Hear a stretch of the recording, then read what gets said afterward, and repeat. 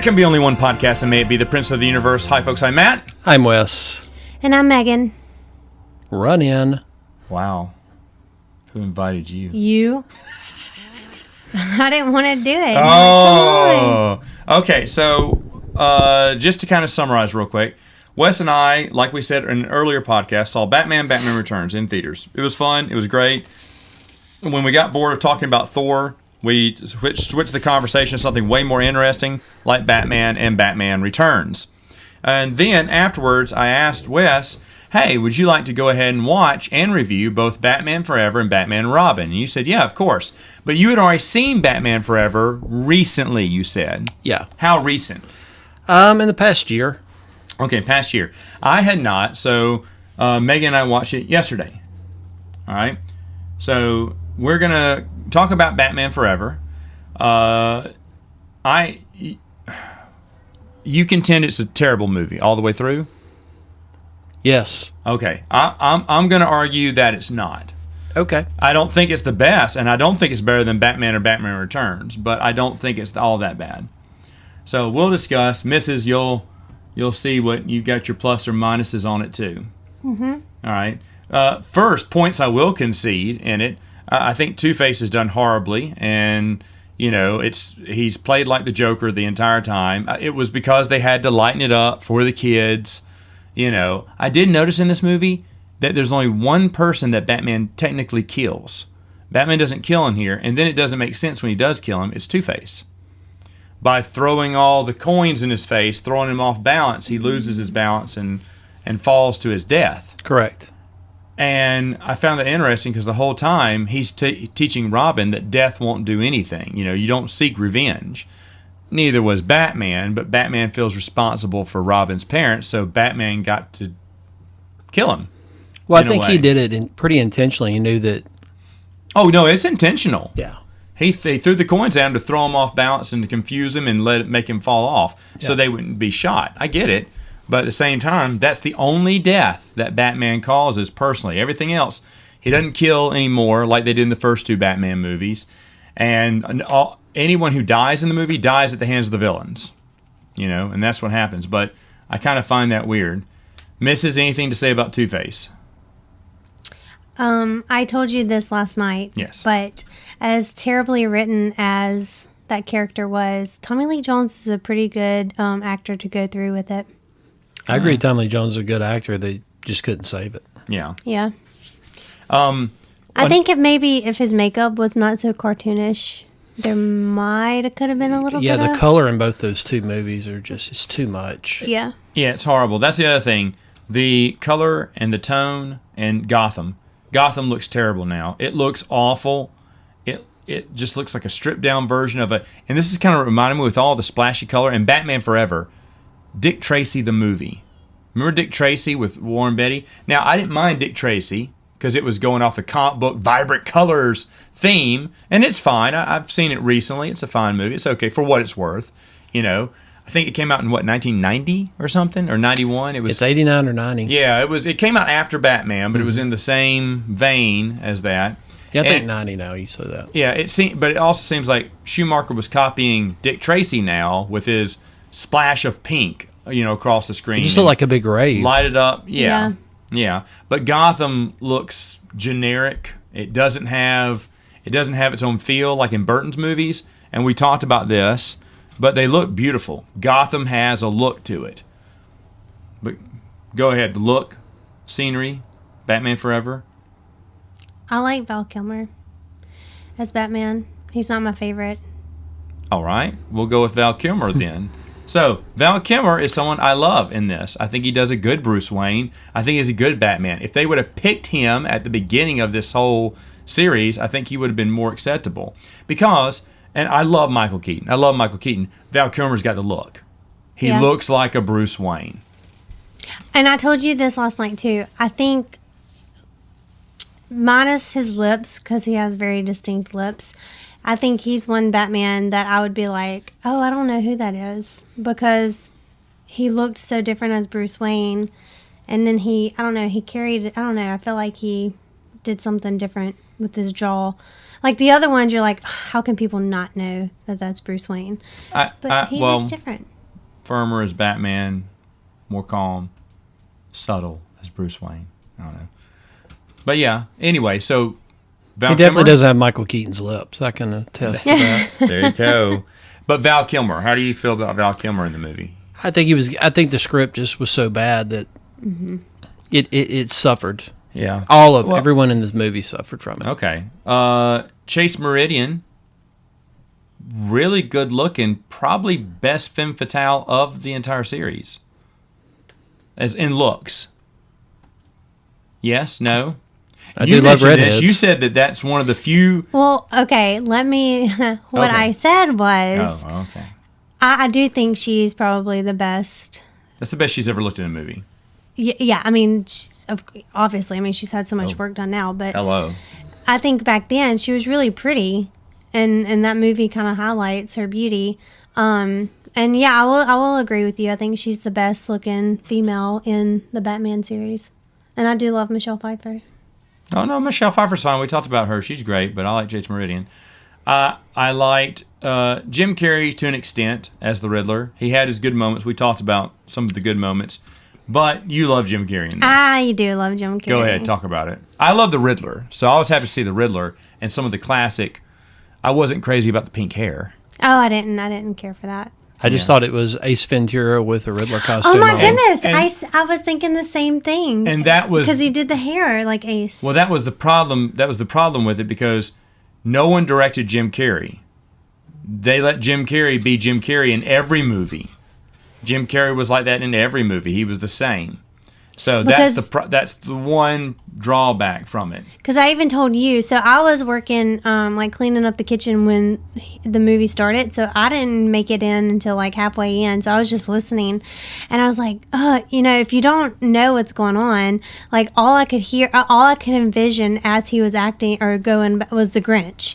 Like I was like, I just see the Grinch as he's going about being the Riddler. But, then when you're watching him, he's so much more animated as the Riddler. But I love Jim Carrey, and there's not very many movies I don't like of his. Okay. But I love Jim Carrey, so. I like this. Let me ask you this question. Would it be a top 5 Jim Carrey movie? No. Okay. Someone wanted to know. Yeah, I mean, I agree for me too. But I did enjoy the Riddler being in this. I did enjoy there's moments of him, but then there's other moments I said, look at that, that's Ace Ventura, or look at that, that's the future Grinch, because no one directed him. But then again, I wonder if Two-Face wasn't so badly make-upped and costumed, would I have liked the Riddler as much if the Two-Face was a little bit better? Not terrible? Because you do like Tommy Lee Jones, too. I do love Tommy Lee Jones. Let me ask you this. With... Shouldn't you say riddle me this? Riddle me this. Actually, here's one thing I will say. The riddles were great. The riddles in are good. The final clue as they all come together. He's trying to figure out what he put. First off, do you remember this? What the grand riddle was? He tries to put all the answers together, but that's not it. It's something else. And then he starts looking at the letters, converting those into, the numbers, converting them into letters. Then he finds that he has to combine 2 numbers to get the final clue of M-R-E. It could be Mystery, like a mystery, or Mr. E, Edward Nigma. And there is a touch of the 60s Batman show. You talked about this, but there's a touch of the 60s Batman show. First off, the Holy Rusted Metal, I like it. That's fun. You despise that. But the whole clues, the riddles, better than the Batman's riddles. From the movie. I don't agree. You don't agree. Mrs. The Batman? The Riddler in the Batman movie? Remember him? Robert Pattinson. The new movie. Yeah. Yeah, I didn't. I don't know. If you had to choose between Riddlers. And I think we talked about this. Yeah. I liked him character-wise, but I was just slightly disappointed that he wasn't in costume. Well, that is one problem I had, but the other problem is I thought the riddles were bland. I like these riddles. I honestly don't remember. And Batman Forever, I thought it was good. I don't remember that. You disagree. Well, I'm not arguing the riddle side of it. Okay. I think I like the more modern take of the Riddler better than the Batman Forever. I just thought it was so, everything in it is so overblown. It's like it's consistently trying to outdo itself for almost 2 hours, and after an hour of that, you're kind of like, that's enough. Like what? Like just of Jim Carrey being Jim Carrey? Well, all of it. Like it's like the costume changes. Like everything keeps getting amplified. Well, that's Joel Schumacher, yeah. Right, and I'm saying I think that type of style in a movie, it's not building to an end. It's just like trying to it's like putting a hat on a hat on a hat on a hat. Yeah. And it becomes like where you disengage from it because it's trying to top itself rather than play out. Yeah. And it's got a butt shot of Val Kilmer, one. Which there'll be more to come on those. That's what you get for cleaning the kitchen. I'm telling you what. But anyway, so I thought Jim Carrey, I thought the Riddler, I thought that was fine. The other thing I like about Batman Forever is not Chris O'Donnell. Actually, I don't mind Chris O'Donnell. He's not that annoying in it. And the fact that how he gets into the Batcave, that was nice. He's got circus talents. He, if you remember, does those acrobatics and slides right in time, tumbles down the staircase into the Batcave. I liked it. It made sense to me. That this is the first time we get to hear Metropolis, because Bruce tells him it's it's 50 miles of Metropolis. Where you going? The circus are in Metropolis, and then later on, when he's trying to come up with a name for himself. By the way, the Robin was his dead brother's favorite. That was his favorite animal or bird. That's why he carries the Robin on his helmet, because of his dead brother. So obviously, he names himself Robin because after his brother, who's deceased and just died. That makes sense to me. That he doesn't. He wants to. He's telling Bruce, "Thanks, this is all nice, but I just told the cops you're gonna take me in, but I'm gone. I'm on my own," because he's a loner. Batman sees a lot of himself in him because he saw his parents die too, and they make that analogy. So the fact that he would be more opening and welcoming to a boy that tumbles into his Batcave later on makes sense. And there's a lot of good structure there to explain the Robin in a 2-hour movie. Because that's all the time you have to make it believe that this loner suddenly accepts a kid. I thought it was really good. Go ahead. Well, no, I was just going to say, I agree mostly with what you said. I do think he feels bad for the kid, and that's why he takes him in. However, having him just become Robin because he wandered into the Batcave, I think he was like, well, you know my secret. Let me add you to the... Well, I mean, that wasn't the whole thing, because then he's telling him absolutely not, because he's trying to come up with the names. Nightwing was one of the names he picked.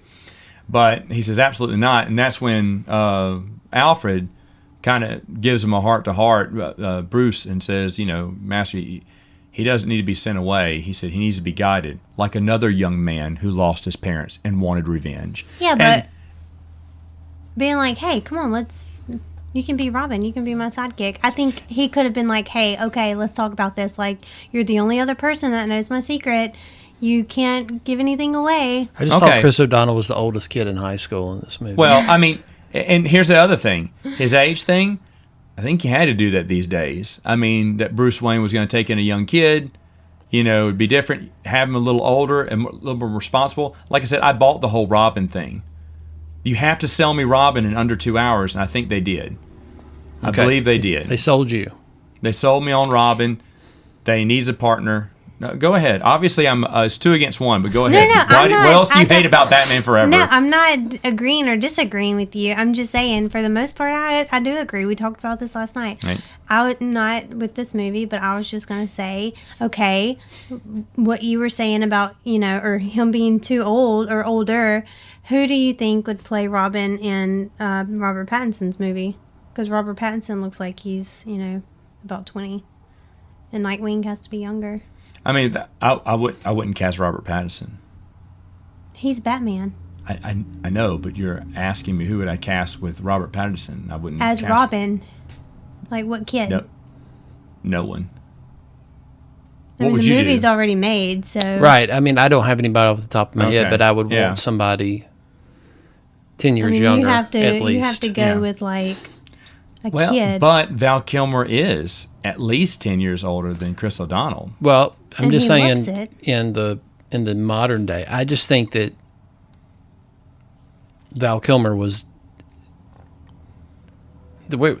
I just think Robin is too old in the movie. I'm Okay. not trying to get into All the right. No, I mean the it's demo fine. of It's fine. You want a younger Robin, but and they have to sell it to you, and I don't think he puts a kid in danger anymore. I agree. I like young Robin. I like young Robin, but we're talking about a movie here, and if he's a little grown up, can live on his own, can fend for himself. Yeah, but he's too slick too. All of it is so slick. Like there should be a Robin year one where he's kind of struggling in this whole new role. He shouldn't just take to it like, oh, I was made for this. Well, Because Bruce has trained That's for fair. years, That's fair. Correct. and he just puts a costume on, and it's like, Well, if this is a TV show called Batman Season 3, I agree. But you got 2 hours to make a movie. no, I agree. So, I'm just saying you know. that Or when maybe you do rush like a- character development, So many years later.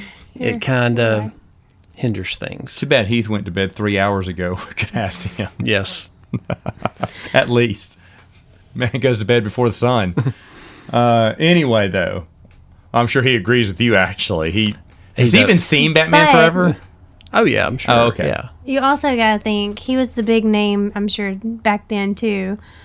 So Yeah, but there's a few names you could have picked out of that group, too. But yes, Chris O'Donnell was one of the I think they hot should have right went now. with the Marlon Wayans from the get-go. That'd have been interesting. Much better. That'd have been interesting. And that was originally, it was Marlon Wayans, right? Mm-hmm. And then it was Robin Williams for Riddler, but we can't remember who was rumored to be Two-Face. You know? But those were the villains for the third one. Yeah. But didn't work out. So either way, though, I thought there's a lot of good action scenes in Batman Forever. I did enjoy the action scenes. I thought it was good. You even liked how Batman looked flying in on certain scenes as well.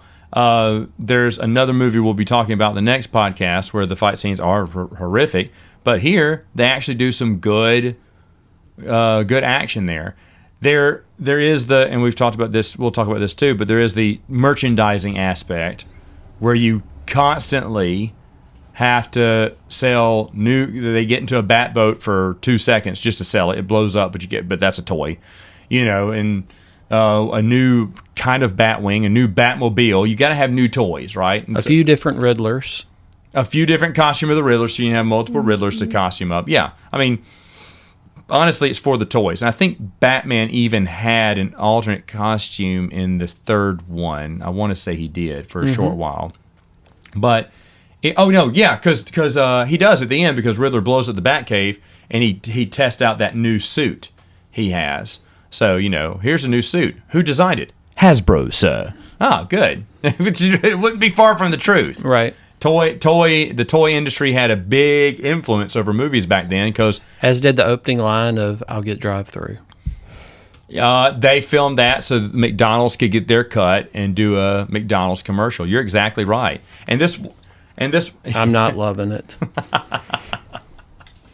And I know that's kind of why they went cartoonish, was for McDonald's and stuff like Happy Meal toys and stuff.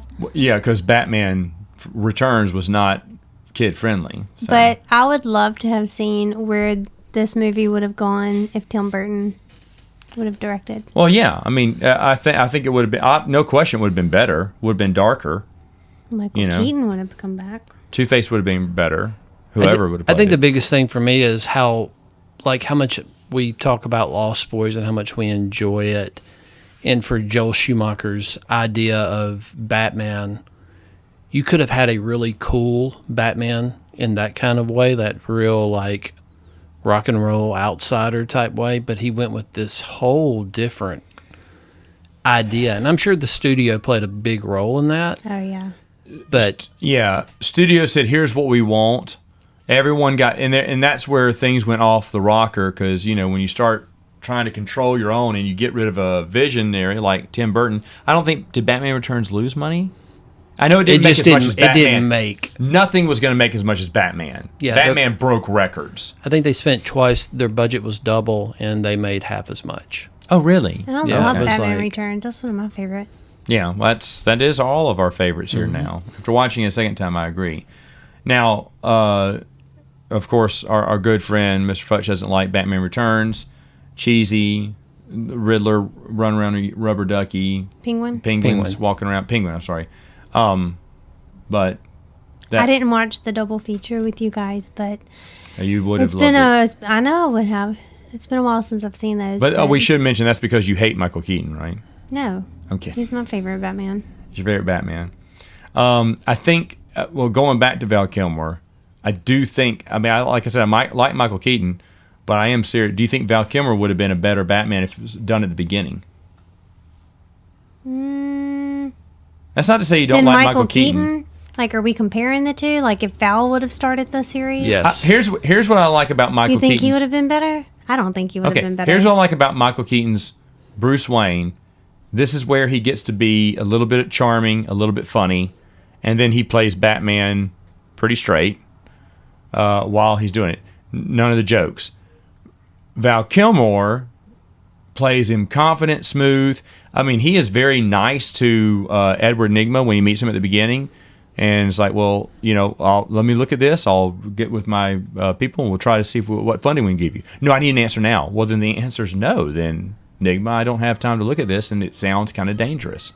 Oh, Bruce. And by the way, Jim Carrey actually makes sense why his character kind of goes crazy. He's obviously under a lot of pressure. They have his boss riding him the whole time and apologizing to Bruce and just saying, you'll learn your lesson, Nygma. That's the last time you do that to Mr. Wayne. And so he's under a lot of pressure, and he's basically on the verge of breaking. He's hoping that Bruce Wayne will give him the quick path to success, but Bruce is not going to do that. So he has this different vision, and it gets ruined. It's much better than in Amazing Spider-Man 2 when Electro goes, because it's the same thing they try to do there. Spider-Man, you and I are friends.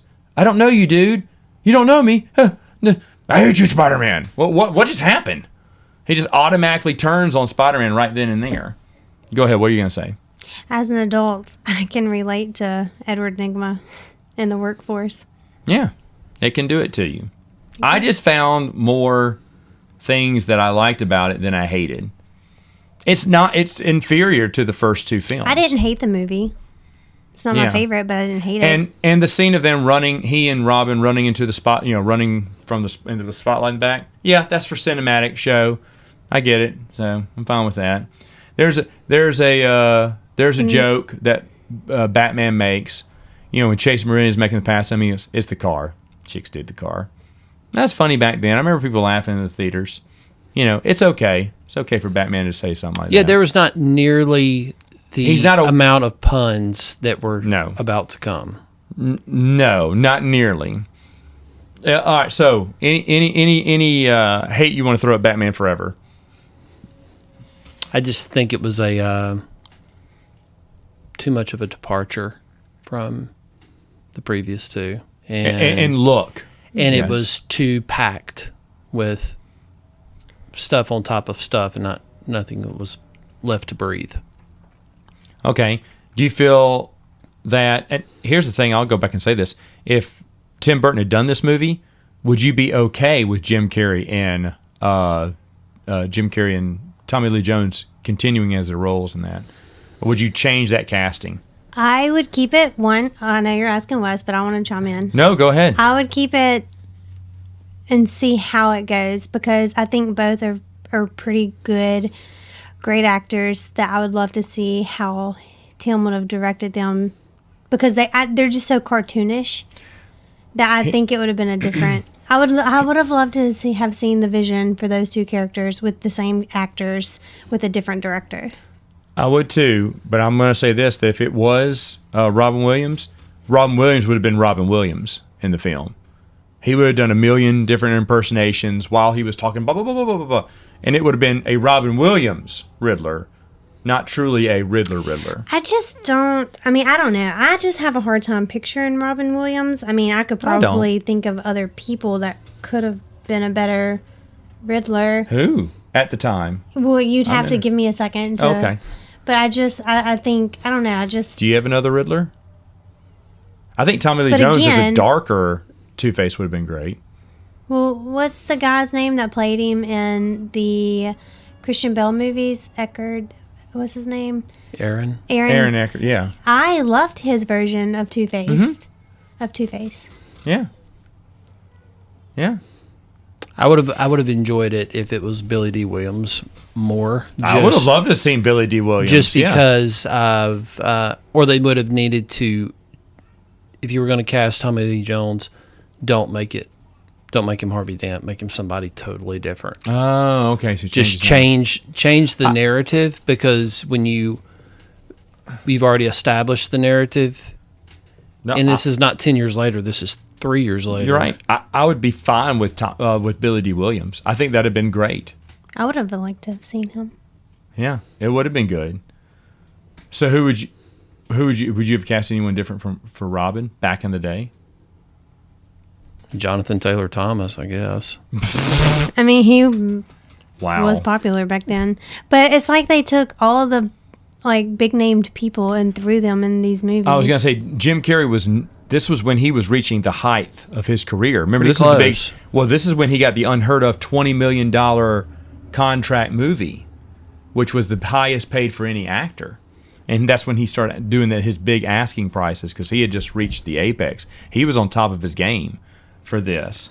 No, I think that Jim Carrey is a good Riddler. I just think that it was just too much on top of too much. It was like a car crash. It never let up.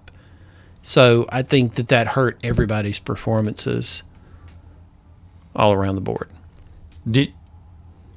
I'm just surprised that Drew Barrymore had like that small little cameo in it. Yeah, that is weird, because she was pretty popular too. I think back in the day. she was slowly making her way back into mainstream, because she had some She was doing addiction battles and all that kind of stuff. Oh, maybe so. Oh, So this I is in think that's '95. She had done a few. Because she came back and did Poison Ivy. Yeah, but she Not did too far Never after Been that. Kissed. She had done a few. Nah, that was after I was this. gonna say that's This Oh, is like really? after, Okay. yeah. Early So this was 2000s. back rebuilding up Yeah, her career. building her career, yeah. Oh, and was the other girl Parker Posey? I meant to ask you No, that. it was Debbie Mazur. I Oh, think. okay. I don't know that. She looked familiar. But let's see, she was The two. she was Two-Face big women. back then too. I mean, like she was in a lot of movies back then. I'm trying to look those up real quick. I think it's okay. I think it's good to have recognizable actors in smaller parts. Not that you need that, but yeah. Right, I'm good What with that. year was Batman? I think Batman Forever, '95. 95. So that was around the same time the first Scream movie came out, right? So because she made 94, two cameo 95, yeah. appearances back to back. Oh no, I think it was '95. It was the Mm-hmm. first Scream. So it's just odd that she was in such a short role. Yeah. But I mean, but like Wes said, she's trying to build back up her Credibility. credibility in movies. makes sense. So yeah, costume was fine. Yeah, it was fun. Yeah, no other problems. I like Robin's costume better in that one than I do in the future ones that he does. When he's It's Nightwing. more. Say what? When he's in more his or Nightwing. less, yeah, more or less. But I also like that those were his circus colors, and that's his Yeah. circus uniform is in it. That way explains the big colorful uniform. I totally get that too. Yeah. That was fine too. You want to talk about the scene you didn't like? What scene? Robin I was joyriding still in the car. I should have said No, it if I knew sir. what I The was gonna- other car. This is funny. He took the Bentley? No, sir. The other car. Yeah, this is Megan's killer point, and then we're Here's going the to wrap killer it up. point, And we are going to wrap it up here. Go for it. Okay, it just makes me crazy that he steals the Batmobile. Batman doesn't have a sidekick.